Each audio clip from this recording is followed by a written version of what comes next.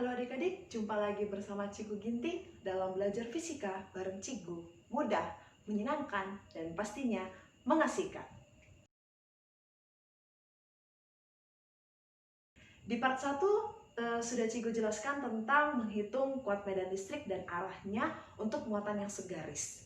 Di part yang kedua adalah Cikgu akan jelaskan tentang bagaimana menghitung kuat medan listrik ketika muatannya sudah membentuk suatu bangun.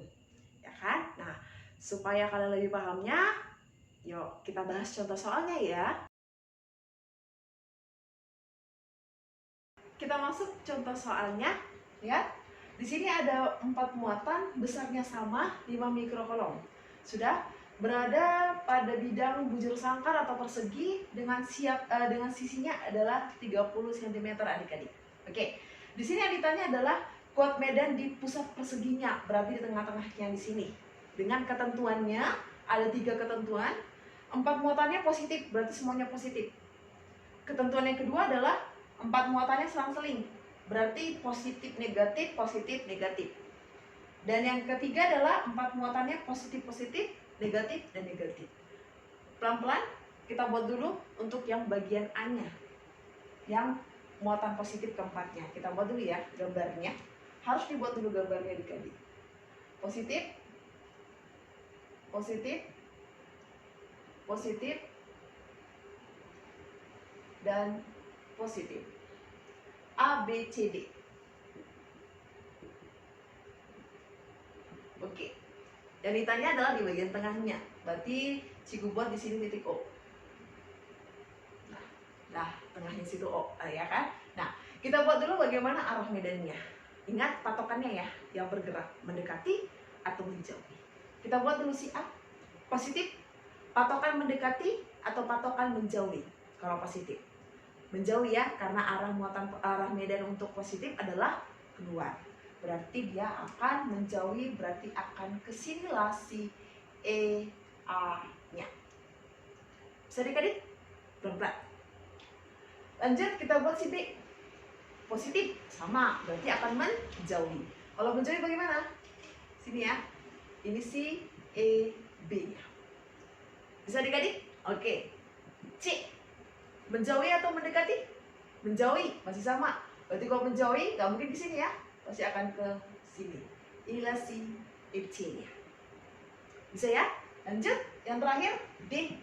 Masih sama, menjauhi, berarti akan ke sinilah si E, D. Selesai masalah tentang arahnya. Berarti kita sekarang mau mencari si E, O-nya di titik tengahnya. Sekarang lihat dulu.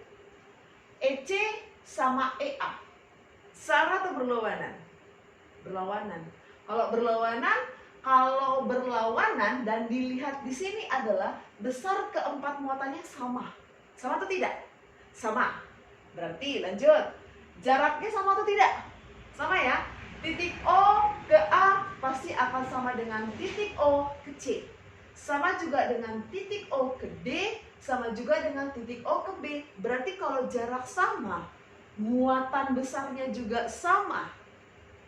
Ayo, dan arahnya berlawanan.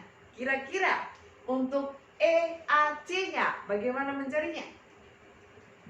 EAC pasti akan sama dengan 0. Karena besarnya sama dan dikurang, berarti hasilnya akan sama dengan 0. Maka si EDB-nya atau BD-nya juga akan sama dengan 0. Berarti kalau 0 sama 0, maka E di titik O untuk kejadian A-nya akan sama dengan 0 adik-adik. Seperti itu. Karena arahnya berlawanan antara A sama C, B sama D. Seperti itu. Karena kan yang memiliki kawannya kan C sama A kawannya, B sama D kawannya. Seperti itu. Bisa ya adik-adik? Berarti untuk bagian A dapat jawabannya 0. Kita lanjut bagian B-nya. Kita lanjut bagian B. Perhatikan. Bagian B bagaimana? Selang-seling positif negatif. Kita buat ya. Positif, negatif, positif, negatif. A, B, C, D, titik O-nya. Nah, yuk masih sama seperti tadi ya. Kita buat dulu arah medannya. Yuk, untuk A, menjauhi atau mendekati? Menjauhi ya, berarti ke sini ya arahnya ya. Inilah si E A-nya. Saya adik-adik? Oke, lanjut. B, mendekati atau menjauhi? Mendekati ya, karena dia negatif. Berarti di sini adalah si E B-nya. Bisa adik-adik? Lanjut si C. Sama ya, seperti A, menjauhi. Berarti C akan ke sini. Bisa adik-adik? Lanjut. D-nya bagaimana? Sama ya, akan mendekati karena dia negatif. Berarti di sini ED. Waduh, ayo lihat dulu bagian B sama dengan A. Sama konsepnya? Sama ya, karena berlawanan ya. Antar kawannya berarti nanti dapat langsung E di titik O-nya akan sama dengan 0. Seperti itu adik-adik. Bisa ya? Oke, lanjut.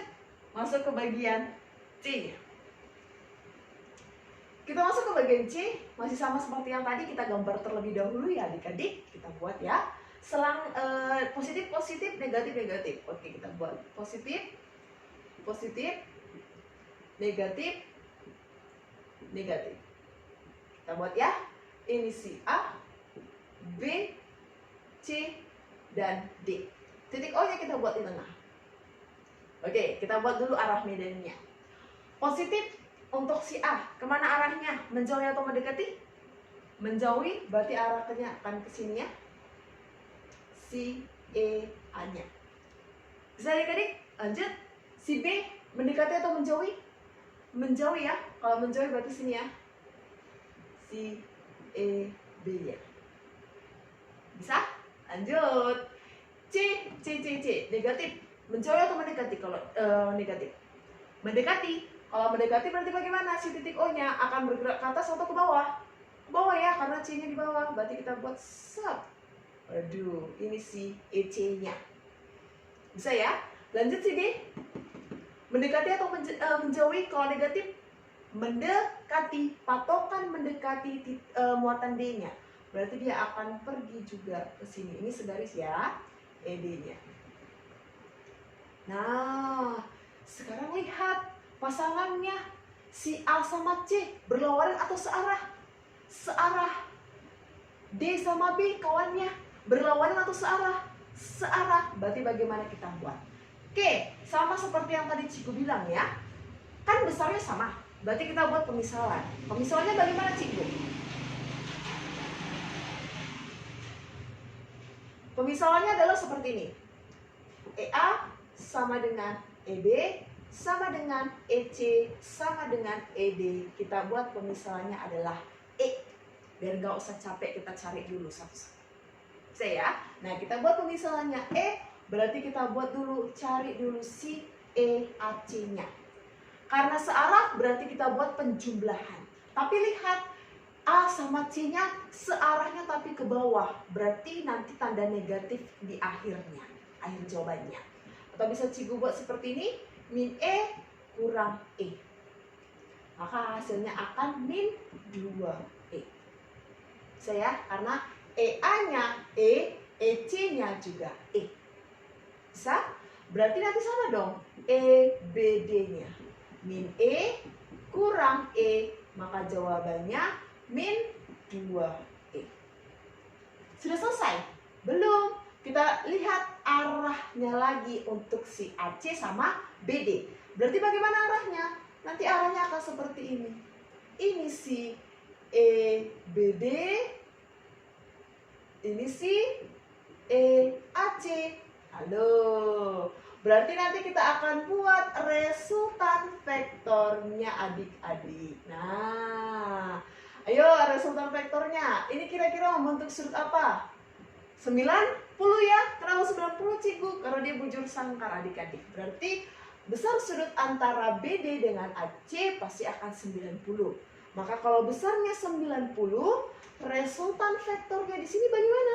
Pakai rumus yang gimana?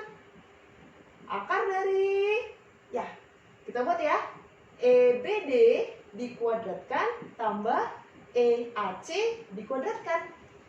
Ya kan, karena dia alfanya 90, berarti inilah rumus resultan vektornya. Bisa ya? Berarti bisa kita buat akar dari min 2E dikuadratkan tambah min 2E dikuadratkan.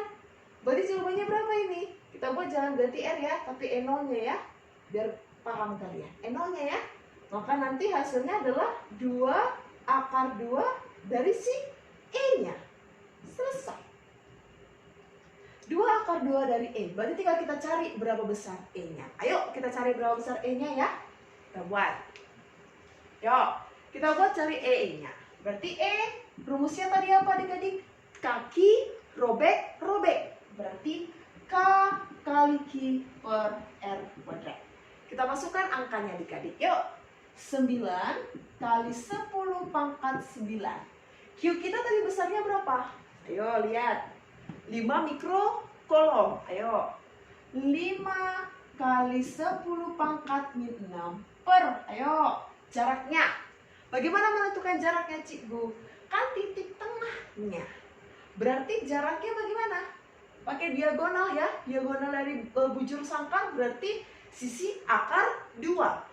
Karena dipakai di tengahnya, berarti nanti jaraknya di sini adik-adik, kalau Cikgu buat di sini ya, R-nya akan sama dengan setengah dari sisi akar 2. Saya?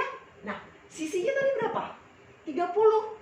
Berarti 30 per 2, 15. 15 akar 2 cm. Jangan lupa diubah ke meternya adik-adik. Berarti nanti Cikgu buat seperti ini. 15 akar 2 kali 10 pangkat minus 2. Boleh? Boleh. Berarti tinggal kita kuadratkan. Bisa adik-adik? Oke, kita buat ya. Yuk. 9 kali 5. 45. Kali 10 pangkat 3. Boleh? Yuk. Per 15 dikuadratkan. Kita kuadratkan dulu. 15 dikuadratkan berapa? 225. 225 ya, simpan dulu. Akar 2 dikuadratkan. 2. Berarti 225 kali 2. 450 atau 450. Kali 10 pangkat negatif 4. Minus 2 dikuadratkan jadinya 5. Bisa ya? Nah, berapa ini? Jadinya 10 ya. Karena mati kan? Diheadshot. Mati. Sisa 0, berarti 1/10. Kita buat dulu perpangkatannya yuk. 3 kurang minus 4. Positif 7. Berarti jadinya 1/10 tadi ya. 1/10 kali 10 pangkat 7. Berarti nanti jawabannya berapa? 10 pangkat 6 Newton per kolom. Tinggal kita gantikan. Berarti berapa jawabannya nih adik-adik?